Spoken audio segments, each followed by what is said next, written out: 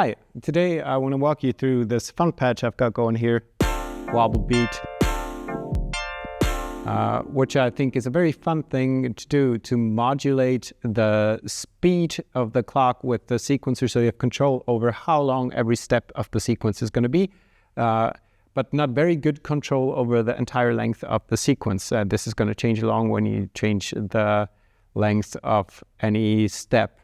So let's have a look at the core of this patch right here, which is probably the sequencer and the clock. So what I'm doing here is on the top row of the sequencer, I'm sequencing pitch. So let me get this going.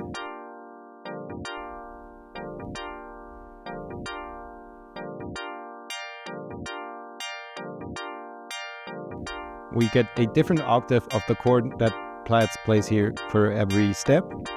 And on the second row, I'm modulating the clock from a maths here, which is driving the whole thing, both rows, the top one and the second one. So this determines for how long it should stay on one step. So if I increase this, it will move through this first step faster, making the entire sequence also shorter. If I turn it to the left, it will stay on the same step quite a bit longer. Then this goes into an attenuator here, just so I can adjust it so I can make good use of the entire range of a knob.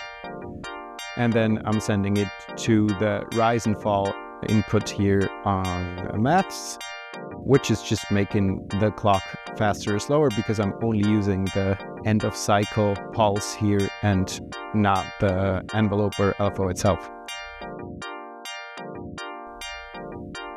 I can start and stop the whole thing with the cycle button here.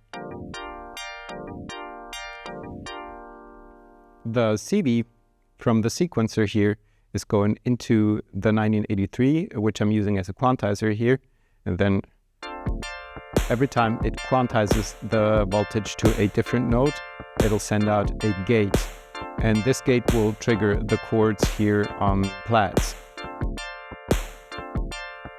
Now I could just use the same clock to trigger Plaits, but this way, when the value stays on the same note for 2 steps here, for example, it will not re-trigger the module. So if I were to change this, I get an additional trigger.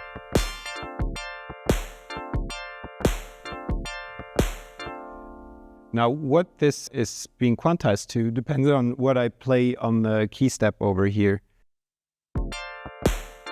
When I press a different note here,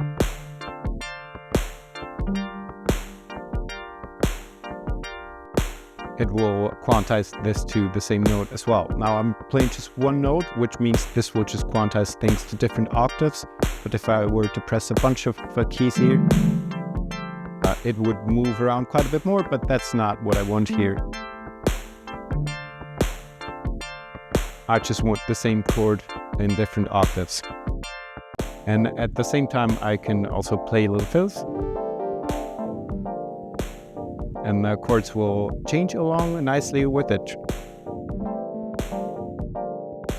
One important thing here is to not play legato, because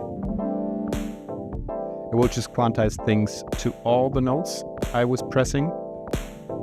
The chord will not change to the last note, but when I play it separate, the chords will change. For me, this always leads to interesting results to have a MIDI signal being sent to 2 different places which do different things with it, because it gives you the impression of things being in order somehow, because 2 different instruments are doing the same thing at the same time, or a similar thing. It's kind of like 2 people playing together.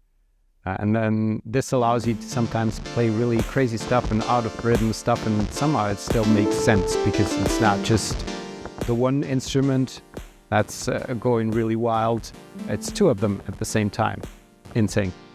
And especially with the quantizer, it's really cool because it allows you to have your oscillator still play different notes or sequences and all that, but it's still in sync with the lead or the bass line or whatever you play on your MIDI keyboard or on the key step in this case.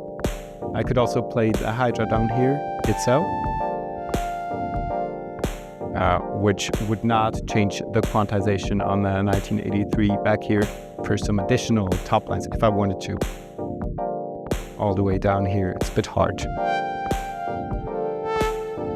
properly play it, even though with the poly aftertouch could be kind of nice.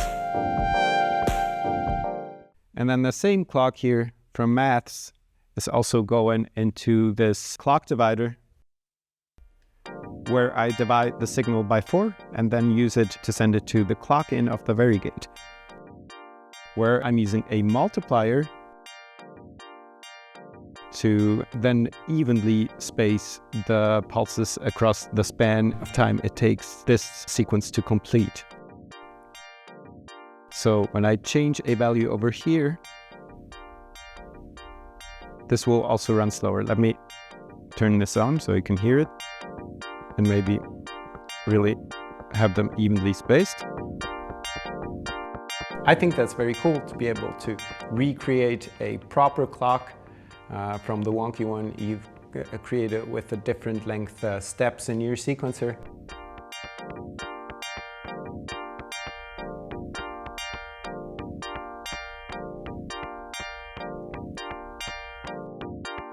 This works quite nicely. When I make changes over here, it always takes a second for this guy to adjust. I'm guessing this is because of the way a multiplier works, which I do not know how it works, but I'm guessing it kind of has to listen to a couple of pulses and then fill in the gaps in between, evenly spaced, because no clock multiplier can look into the future and know when the next pulse is going to happen. So this will always take a second. Now this guy, Basimilus here, gets triggered by the clock or by the pulses coming from Maths divided by 2. So on every other step here, we'll get a trig here on step 2 and 4. And then in addition to that, I'm sending the signal divided by 4. So the one that's going into the varigate as well to this attack setting, and on the Basimilus attack, when it goes left of 12 o'clock, it starts introducing some noise, so I get more of a snare-like sound. And when this attack input receives a signal, this will do the same thing as turning the knob to the right, so I get more of a kick. And then on the plaits here, I have some options to change the sound. Morph button here will change the wave shape.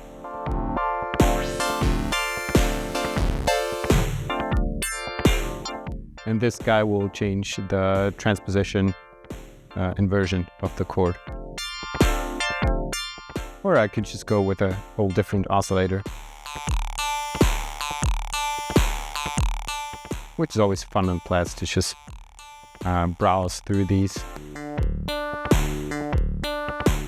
Well, this is kind of cool.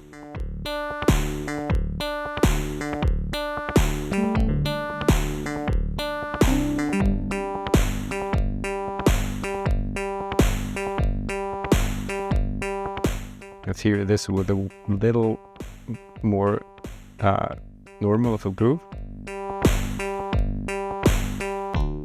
I think, at least for me, it's very difficult to achieve the same sort of result by just thinking about what I want it to be and then entering it into a piano roll or a drum sequencer or whatever, and like this.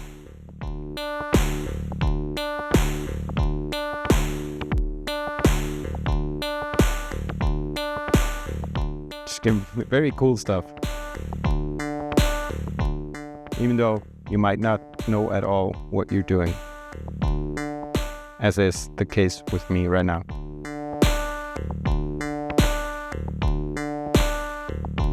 So fun stuff. I hope you like it too. For me, this is really the reason why Eurorack is such a wonderful source of inspiration, because you can just turn some knobs and you'll get something you would have never otherwise come up with. And that's nice. So I hope you found this interesting. Thank you a lot for watching, and bye-bye.